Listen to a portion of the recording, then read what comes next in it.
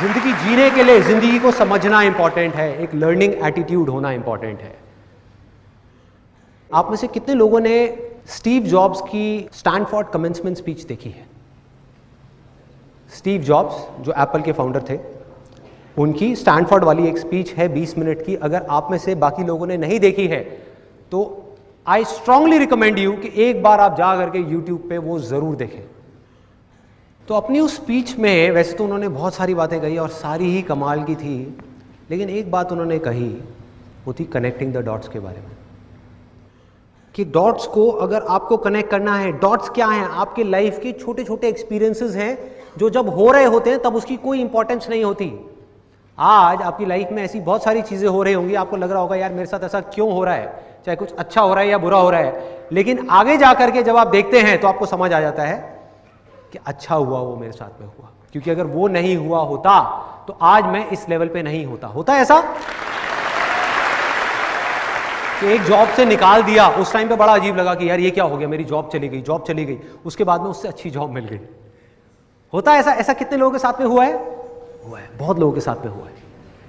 तो ऐसे ही उन्होंने बात करी थी कनेक्टिंग द डॉट्स के बारे में, और कमाल की बात है, उन्होंने ये कहा कि आप कभी भी अपने इन एक्सपीरियंसेस को, इन डॉट्स को फ्यूचर में देख करके कनेक्ट नहीं कर सकते।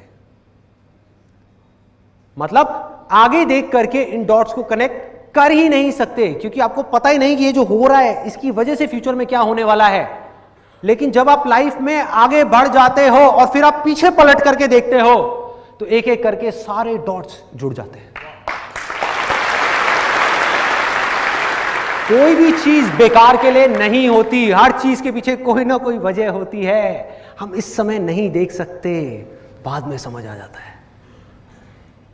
तो इसी तरह से जैसे उन्होंने ये बात कही, मैं भी अगर आज पीछे मुड़ करके देखता हूं और अपने उन डॉट्स को कनेक्ट करता हूं तो मुझे बिल्कुल क्लियर नजर आ रहा है कि आज मैं जो कुछ भी हूं उसकी फाउंडेशन क्या है, उसकी नींव क्या है।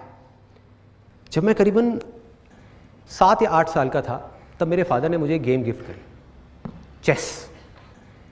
उसके बाद में मेरे सर पे ऐसा भूत सवार हुआ करीबन 7 या 8 साल के लिए, तब मेरी एज होगी करीबन 7-8 ईयर्स। उसके बाद में करीबन 14 से 15 साल की एज तक मैं डेली मिनिमम 2 से 3 घंटे चेस खेलता था।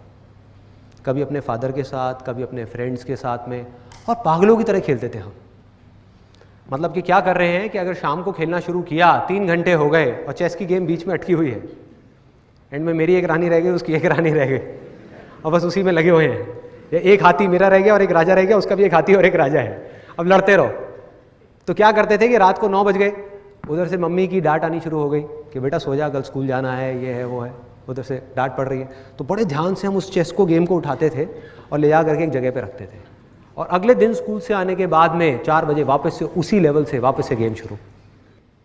उस टाइम पे जो चेस खेल रहा था, देखा जाए तो वो क्या है, उसकी क्या इंपॉर्टेंस है। आज की डेट में हमारी सोसाइटी में इंपॉर्टेंस किस चीज़ की है? किस चीज़ की है कि आपको IIT में एडमिशन मिल जाए, IIMs में एडमिशन मिल जाए, आप पढ़ाई में टॉप कर जाओ, आप ये कर जाओ, वो कर जाओ। आप किसी को बोलोगे भैया अपने बच्चे को जाकर के चेस खिलाओ, उसकी ज़िंदगी बदल जाएगी, लोग हंसेंगे, उन्हें ये क्या बोल रहा है, पागल है क्या? लेकिन मैं आपको बिल्कुल सच बोल रहा हूं, बिना किसी फिल्टर के, बिना किसी लेयर के, कि हुआ क्या, ये चेस को खेल खेल करके कि जहां स्कूल में मैं अपने ध्यान को 5 मिनट के लिए भी एक क्लास में नहीं रोक पा रहा था, मतलब 90% से ज्यादा क्लासेस में नहीं रोक पा रहा था, 10% क्लासेस ऐसी थी जहां पर ध्यान रुकता था, कुछ अच्छे थे, कुछ अच्छी क्लासेस भी थी। तो उसके बाद में क्या हुआ कि यहां पे चेस खेलते खेलते बाय डिफॉल्ट एफर्टलेसली खेल खेल में ऑब्जर्वेशन पावर्स अपने आप ही बढ़ गए। मतलब आप नहीं भी चाहोगे तो आपको अपने ध्यान को उस गेम में 2 घंटे तक, 3 घंटे तक, 4 घंटे तक लगा करके रखना ही पड़ेगा अगर आपको खेलना है। तो कोई दूसरा ऑप्शन ही नहीं है। यह नहीं हो सकता कि आप सामने किसी के साथ में खेल रहे हो और माइंड में कुछ और सोच रहे हो, नॉट पॉसिबल। तो उससे क्या हुआ, ऑब्जर्वेशन पावर्स बढ़ी। दूसरी चीज क्या बढ़ी, चेस एक ऐसी गेम है जिसके अंदर both the sides of our brain, मतलब कि right brain as well as left brain, दोनों का काम पूरे तरीके से होता है। मतलब कि जो क्रिएटिव थिंकिंग है वो बढ़ गई, लॉजिकल थिंकिंग है वो बढ़ गई, दोनों के बीच में एक बैलेंस क्रिएट हो गया। और बिजनेस में और चेस में ज़्यादा फर्क नहीं है। मैं हमेशा कहता हूँ ये बात, ज़्यादा फर्क नहीं है। मतलब कि जो इंट्यूशन है वो बढ़ गई कि क्या करूँ अगला, जो स्ट्रैटेजी है वो भी बढ़ गई, वो पावर्स भी बढ़ गई, कॉन्सेंट्रेशन पावर्स बढ़ गई, ऑब्जर्वेशन पावर्स बढ़ गई, ध्यान को एक जगह पर एफर्टलेसली रोकना आ गया। तो यहां से ये मेरी फाउंडेशन है पूरी की पूरी। और बिना अपनी ऑब्जर्वेशन पावर्स के ऊपर काम किए, जिसको आप माइंड बोल सकते हो, बिना अपने माइंड को एक जगह पर टिकाए आप कोई भी काम करने निकल जाओगे, आप ज्यादा देर तक नहीं कर पाओगे बॉस।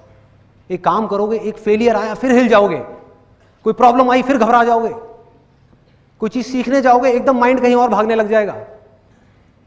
अपने माइंड को पूरी तरह से एक जगह पर रखना है, और बड़ी से बड़ी मुश्किल आ रही है उसको बिना डर के फेस करना है। ये चीजें कहां से आएंगी? जब तक बॉडी, माइंड और सोल इन तीनों का इंटीग्रेशन नहीं होगा, ये तीनों एक साथ काम नहीं करेंगे। आज जो हो रहा है हमारी सोसाइटी के अंदर की फिजिकल एक्टिविटी धीरे धीरे बंद होती जा रही है। टीवी, इंटरनेट, कंप्यूटर, मोबाइल, खेलना धीरे धीरे कम होता चला जा रहा है। इससे होगा क्या कि लाइफ में अगर कभी इन बच्चों को फिजिकली एक्सर्शन वाला कोई काम करना पड़ गया, क्या ये कर पाएंगे? नहीं कर पाएंगे। मतलब मेरी लाइफ की एक ऐसी स्टेज थी जब दिन में मिनिमम मैं 16 से 17 घंटे काम करता था, जब नया नया फोटोग्राफी का कोर्स किया था। निकला हुआ हूँ, 6 बजे घर से निकल गया, रात को 12 बजे घर में घुस रहा हूँ, 10 बजे घर में घुस रहा हूँ, 11 बजे घर में घुस रहा हूँ, लगा हूँ 4 किलो का कैमरा उठाया हुआ है, कभी यहाँ कभी वहाँ, कोई थकान नहीं। आप ये कह सकते हो कि दर्दें थी, थकान नहीं थी, क्योंकि आदत थी भाई, आदत थी। उस चीज की प्रैक्टिस ऑलरेडी मैं बचपन में अनजाने में कर चुका था 1000 बार। क्रिकेट के हमारे मैचेस होते थे, आप में से कितने लोग क्रिकेट खेलते हैं? तो क्रिकेट के हमारे मैचेस होते थे। ये बड़ा एक मजेदार सा इंसिडेंट है कि सुबह 6 बजे हम निकलते थे मैच खेलने के लिए। सुबह 6 बजे मैच होता था, जैसे हमारा एक ब्लॉक है, एक दूसरा ब्लॉक है, 2 ब्लॉक्स के बीच में एक मैच हो रहा है। मैच खत्म हो गया 9-10 बजे के करीब। उसमें से सिर्फ 10 बजे के करीब 8 लोग रह गए। उनको भी मैं ज़बरदस्ती रोक लेता था। मैंने कहा यार थोड़ी देर और खेलते ना, 1 घंटे में क्या जा रहा है, 2 घंटे में क्या जा रहा है, खेलते ना। तो उसमें से बाकी लोग चले गए, सिर्फ 8 लोग बचे। अब हम खेल रहे हैं, बड़ा सा ग्राउंड है, प्रॉपर लेदर की बॉल है, विकेट्स लगी हुई हैं और पैड वैड लगाए हुए हैं और खेल रहे हैं बड़े ग्राउंड में। सिर्फ 8 लोग, मतलब 4-4 लोगों की टीम बनी हुई। उसके बाद में करीबन 1:30 बजे, और आप इमेजिन कर सकते हो कि क्या सिचुएशन होगी। ये मैं बात कर रहा हूँ अपनी समर वेकेशंस की। और दिल्ली में मई जून के महीने में कितनी गर्मी होती है वो आप समझ सकते हो कि टेम्परेचर है 45 डिग्रीज और हम खेल रहे हैं। उसके बाद में 1:30 बजे के करीब में ऑलमोस्ट सब चले जाते थे, कोई टिकने को तैयार ही नहीं होता। मैं बड़ी कोशिश करता, मैं कहा रुक तो सही, थोड़ा और खेलते हैं ना, थोड़ा और खेलते हैं। और जहाँ से भी कुछ आ रहा है खाने के लिए, कहीं से शकरकंदी वाला आया, कहीं से वो आया, दाल मोठ वाला आया, कहीं से कोई कुल्फ़ी फलूदे वाला आया, तो खाए जा रहा हूँ जिससे कि एनर्जी मिलती रहे। बीच बीच में खा रहे हैं, खेल रहे हैं, खा रहे हैं, खेल रहे हैं।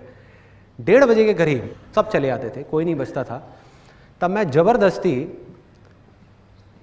एक अपने दूर के दोस्त को, दूर का वर्ड यूज़ करूँगा क्योंकि ज़्यादा पास का दोस्त नहीं था, दूर का था, किसी दूसरे ब्लॉक का था। उसका असली नाम मुझे अभी भी याद नहीं है, उसको सब चड्डी कहते थे। तो मतलब प्यार से हम उसको चड्डी कहते थे। तो अब मैं और चड्डी अकेले हैं पार्क में,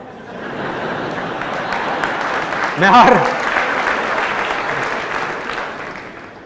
और मेरा चड्डी, मेरी चड्डी नहीं, मतलब वो। हाँ। तो हम दोनों अकेले हैं पूरे पार्क में। इमेजिन करो क्या सिचुएशन होगी, कितनी धूप होगी उस टाइम पे, मई जून के महीने में। और बड़ा ग्राउंड है, कोई छोटी जगह पे नहीं खेलना था हमको। ये नहीं है कि घर में जाकर के वरांडे में खेलो, मज़ा ही नहीं आएगा, फ़ायदा ही नहीं है। क्या खेलना है छाँव में जा करके, धूप में खेलेंगे ना, आने दो सूरज को, देखा जाएगा। और उसके बाद में वहाँ पे हम खेल रहे हैं, मैं बैटिंग कर रहा हूँ, वो चड्डी सामने से बॉलिंग कर रहा है। वो भी क्यों रुकता था, इसके पीछे भी एक कहानी है कि हम लोग शर्त लगा के खेलते थे, बंटा की शर्त। बंटा एक होती है ना कांच की बोतल, मतलब उसमें कंचा होता है, उस टाइम पे 2-2 रुपए की आती थी। तो हम शर्त लगाते थे, 6-6 ओवर का मैच होता था मेरा और चड्डी का, जिसमें मुझे पता था कि मैं हारूंगा, उसको पता था कि वो जीतेगा, फिर भी मैं खेलता था। मैं कहता था 2 रुपए में 3 घंटे खेलने को मिल रहा है, क्या बुराई है। तो उधर से उस 2 रुपए की बंटा की वजह से वो खुश, क्योंकि वो मुझसे एज में बड़ा था, मेरे से अच्छा खेलता था। उधर से वो खुश, इधर से मैं खुश, मुझे खेलने को मिल रहा है, मुझे लर्निंग मिल गई, उसको अर्निंग मिल गई, दोनों का अपना अपना काम हो गया ना, डील कंप्लीट। सिंपल। फिर उसके बाद में हमने क्या किया, अब हम खेल रहे हैं, मैं बैटिंग कर रहा हूँ, वो बॉलिंग कर रहा है और पूरा पसीने भीगे पड़े हैं, मतलब क्या हालत थी कमाल की। वो बंदा भागता, और बॉलिंग भी ऐसे नहीं कि स्पिन करा रहे हैं ना, पेसर फुल पेस। बंदा दूर से भागता हुआ आ रहा है, चढ़िया भागता हुआ आया, इधर मैं बैटिंग कर रहा हूँ, उसने डाली वाइड बॉल। अब ग्राउंड में पीछे दूर दूर तक कोई नहीं। तो रूल क्या था हमारे इस गेम का? रूल ये था कि अगर विकेट्स के पीछे जाएगी तो बैट्समैन जाकर के बॉल लेकर के आएगा, और अगर विकेट के उस तरफ जाएगी तो वो बॉलर जाएगा बॉल लेकर के। तो अगर मैंने मारा तो मैं कोशिश करता था उसकी वाइड ना ही पड़े, वाइड भी जाने होती थी तो ले भाई जा तू अब भाग। तो एक 6 ओवर का मैच हमारा कम से कम 3 से 4 घंटे चलता था, कम से कम। क्योंकि कभी मैं वहां भाग रहा हूं, कभी वो वहां भाग रहा है। ला रहा हूं यार, बॉल ला रहा हूं, कोई बात नहीं, कोई बात नहीं, बॉल लाया, ले भाई चल करा भाई, चल ले भाई, और वो भाग रहा है, कभी वो उधर भाग रहा है, कभी मैं इधर भाग रहा हूं, फिर मेरी बॉलिंग आ गई, उसकी बैटिंग आ गई। तो ये हमारी गेम होती थी। इस खेल का क्या फायदा हुआ, इस जुनून का क्या फायदा हुआ कि भाई आज भी मेरी लाइफ में ये एक्सपीरियंसेस वेस्ट नहीं जाते, ये सब मेमोरी में पड़े हुए हैं। मेरी बॉडी की जो मेमोरी है, मेरे माइंड की जो मेमोरी है, उसमें सब फीडेड है। आज आप मुझे कहो नॉन स्टॉप 16 घंटे तक डेली काम करना है, बिना थके बिना रुके, और एक ऐसा काम जो बिल्कुल बोरिंग है, मैं वो भी कर लूंगा, वो भी कर लूंगा। इंटरेस्टिंग की तो आप बात ही छोड़ दो, मैं इंटरेस्टिंग की तो बात ही नहीं कर रहा, मैं कह रहा हूं बिल्कुल बोरिंग काम। क्यों हो पा रहा है ये चीजें? Observation powers, learning attitude. सीख लूंगा ना, बोरिंग है तो क्या हुआ, इंटरेस्टिंग बना लूंगा ना, टिक जाऊंगा ना। मैं ये सोच लूंगा कि मैं अपनी ऑब्जर्वेशन पावर्स को बढ़ाने की लर्निंग चल रही है। अगर बोरिंग जगह पर हमको अपने माइंड को टिकाना आ गया तो इंटरेस्टिंग जगह पर टिकाना तो खेल है ना भाई। तो सिंपल।